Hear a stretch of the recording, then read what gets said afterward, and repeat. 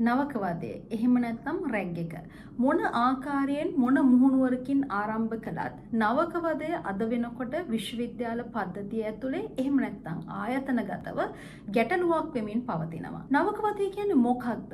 ඇයි මිනිස්සු නවකවාදය කරන්න වර්තමානයේ පෙළඹෙන්නේ? ඒ වගේම නවකවාදයට මුහුණ දෙන පුද්ගලයා ඒ ඇතුලින් මොන ආකාරයේ මානසික පීඩනයකට ලක් වෙනවාද කියන කාරණාව අද මම මනෝවිද්‍යාත්මකව පැහැදිලි කරන්නට උත්සාහ කරනවා. මම මේ වීඩියෝ කරන්නට ආසන්නතම හේතුව වුණේ ඔහුගේ දවසකදී නවකවාදය නිසා ජීවිතයෙන් සමුගත් තරුණයා විශ්වවිද්‍යාලයට යන්නේ දහසකුත් එකක් බලාපොරොත්තු මැද තමන්ගේ දෙමාපියන්ගේ ආශිර්වාදයෙන් මැද්දේ සමහර දරුවෝ අතිශය පීඩාවෙන් විශ්වවිද්‍යාල අධ්‍යාපනය ලබනවා. විශ්වවිද්‍යාලයක මනෝපදේශකවරයා වශයෙන් කටයුතු කරන නිසා මම දන්නවා විශ්වවිද්‍යාල දරුවෝ ගොඩක් පීඩන මැද්ද ජීවත් වෙනවා. ආර්ථික ප්‍රශ්න, සමාජීය ප්‍රශ්න මේ හැමදේම අතරට නවකවාදයේ පැමිණීමත් එක්කලා සමහර තැන්වලදී ඒක දරා ගැනීමට හැකි සීමාවෙන් ඔබට යනවා. ඒ නිසාම මේ නවකවාදය කියන කාරණාව ගැන අද දවසේ මම කතා කරන්නට තීරණය කළා. මම ආයිෂා සඳකිරි. මම වෘත්තියෙන් මනෝපදේශකවරයෙක් විදිහට කටයුතු කරනවා. මගේ මේ YouTube channel එකෙන් මම මනෝවිද්‍යාව සහ උපදේශනය පිළිබඳ දැනුම ඔබත් සමග බෙදා ගන්නට නිරන්තරයෙන් උත්සාහ කරනවා. ඉතින් මම ගෞරවයෙන් ආරාධනා කරනවා channel එක like කරන්න, subscribe කරන්න. ඒ වගේම ඔයාගේ අදහස මේ වීඩියෝ එක යටින් comment එකක් හැටියට පළ කරලා යන්න අමතක කරන්න එපා. නවකවාදය කියන කාරණාව විශ්වවිද්‍යාල තුළ ආයතනගතව ක්‍රියාත්මක වෙන්නේ නවකයන්ව අලුත් පරිසරයකට අනුගත කිරීමයි කියන පදනමේ ඉඳගෙන. හැබැයි මේක මෙතනින් එහාට ගිය පෞද්ගලික කාරණාවක් බවට පත් කරගන්න ආකාරය අපි විශ්වවිද්‍යාල තුළද දකිනවා. පළවෙනිම දේ තමයි social identity theory. මෙතන ක්‍රියාත්මක වෙනවා කියලා අපිට හඳුන්වන්න පුළුවන්. සමාජ අනන්‍යතා න්‍යාය. තමන්ට අනන්‍යතාවයක් ගොඩනගා ගන්න, තමන්ට වටිනාකමක් ගොඩනගා ගන්න ජ්‍යෙෂ්ඨ ශිෂ්‍යයන් රැග් කියන කාරණාව, නවකවාදය කියන කාරණාව භාවිතා කරනවා. ඒ නිසාම ජ්‍යෙෂ්ඨ උත්තමයා වගේ වචන ටිකක් දාගෙන තමන් මාර වටින පිරිසක්, තමන් තමයි මෙහි පරණාය, තමන්ට මෙහි වටිනාකමක් තිබිය යුතුයි කියන ප්‍රභූත්වය ගොඩනගා ගන්න උත්සාහ කරනවා. ඔයාලා නවකයෝ, ඔයාලා අපිට ගරු කරන්නට ඕනේ කියන අනන්‍යතාවය ගොඩනගා ගන්නට නවකවාදයේ භාවිතා කරන ආකාරය අපිට දකින්න පුළුවන්. ඒ වගේම තමයි මේ නවකවාදය කියන කාරණාව විශ්වවිද්‍යාල කියන වචනේත් එක්ක බැඳිලා තියෙන කාරණාවක් බවට පත් වෙලා තියෙන එක සංස්කෘතියේම කොටසක් බවට පත් වෙලා තියෙනවා.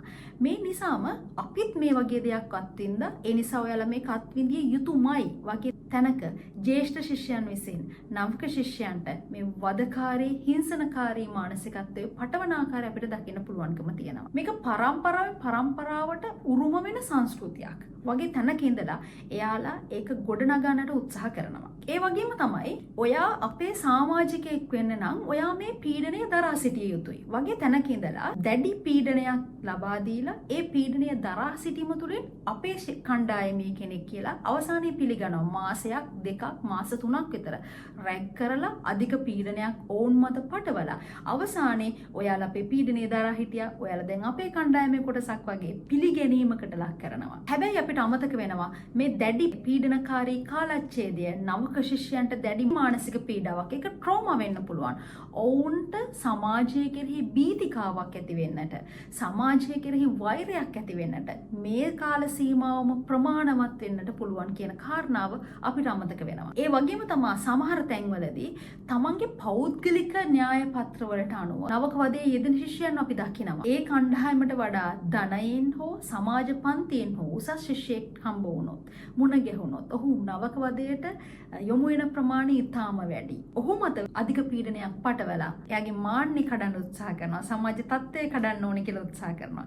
හැබැයි මෙතන තියෙන්නේම අවිඥානගත ඊර්ෂ්‍යාවක්. අපිට නැති දේ විඳින ඔබ අපේ පීඩාව දරා සිටිය යුතුයි වගේ තැනක ඉඳලා නවකවාදය පටවන ආකාරය අපිට දකින්න පුළුවන්කම තියෙනවා. මෙන්න මෙතනදී තමයි මම කියන්නේ නවකවාදයේ පෞද්ගලීකරණය වෙනවා. Tamanට අනන්‍යකරණය කරගෙන ඒ දේ මුදා හරිනවා. මේ කාරණා නිසාම දරුවන් නවකවාදයට එක්කලා දැඩි පීඩාවකට පත් වෙනවා. නවකවාදයේ අත්විඳින දරුවන් ඒ තුලින් දැඩි මානසික පීඩාවකින් සහ සමහර අවස්ථාවලදී කායික පීඩාවකින් යුක්තව ජීවත් වෙනවා. ඒ විතරක් නෙමෙයි. මෙතනදී මම දකින සංකීර්ණ කාරණාව තමයි සාමාන්‍ය මිනිසුන් වගේම විශ්වවිද්‍යාලය තුළට පැමිණෙන දරුවන් තුලත් විවිධ මානසික ගැටලු තියෙනවා. ඔවුන් විවිධ මානසික පීඩාවන්ගෙන් ඉන්නවා. ඒ වගේම මම පෙර පැවසුවා වගේ මෙයාලට සමාජ ප්‍රශ්න, ආර්ථික ප්‍රශ්න තියෙනවා.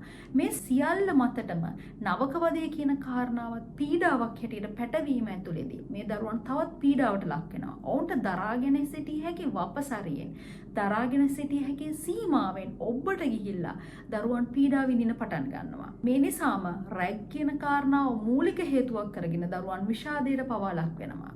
තවත් විටක දරුවන්ගේ ආත්ම අභිමානය බිඳවට්ටන්නට ඒක හේතුවක් බවට පත් වෙනවා.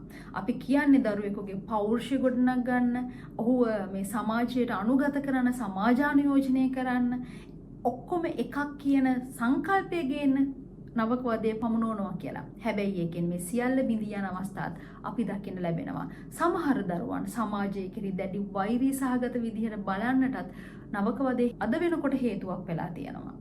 මීට පෙර අතීතයේ මොන අදහස් වලින් මොන පදනමකින් නවකවදේ පටන් ගත්තත් අද වෙනකොට මේ නවකවදේ කියන කාරණාව පෞද්ගලික අරමුණු ඔස්සේ විදාහරින තත්ත්වයට පත් වෙලා හමාරයි. පරපීඩක අදහසකින් ක්‍රියාත්මක වෙන නවකවදේ තවදුරටත් දියුණු සමාජයක් ඇතුලේ තිබිය යුතු කාරණාවක් නොවන වග මම ඔබට ගෞරවයෙන් මතක් කරනවා. නවකවදේ ක්‍රියාත්මක කරන ශිෂ්‍යයාගේ මානසිකත්වයේ නවකවදේ ඇතුලේ අපිට දකින්නට පුළුවන්කම තියෙනවා. ඔහු පරපීඩකත්වයෙන් පෙළෙන, අනෙකා කෙරෙහි ඊර්ෂ්‍යාවෙන් පෙළෙන ශිෂ්‍යෙක් බවත්, තමන්ට තියෙන අභිමානයේ අඩුකම නිසා අනෙකා මත පීඩනයක් පටවමින් ඒ අභිමානය ගොඩනගා ගන්න උත්සාහ කරන බවත් අපිට ඒ ක්‍රියාවලින් පේන පටන් ගන්නවා. ඒ නිසා දියුණු ශිෂ්ට සමාජයක් ඇතුලේ නවකවදේ නොතිබිය යුතුයි කියන කාරණාව මම ඔබට පැහැදිලිව මතක් කරනවා. මම ඒ වගේම මේ වීඩියෝ බලන විශ්වවිද්‍යාල ශිෂ්‍යයන්ට මතක් කරනවා. ඔබට යම් කිසිවෙක් දැඩි පීඩනයක් එල්ල කරනවා නම් මානසික වේවා, කායික වේවා, තමන් වෙනුවෙන් පෙනී හිටින්න, ඒ වෙනුවෙන් විරුද්ධ වෙන්න, ඒ වෙනුවෙන් පියවර ගන්න දැන්විය යුතු පාලනාධිකාරියට දන්වන්න අමතක කරන්න එපා. මම අදට ගිහින් එන්නම්. පරිස්සමෙන් සතුටින් ඉන්න. සුබ දවසක්.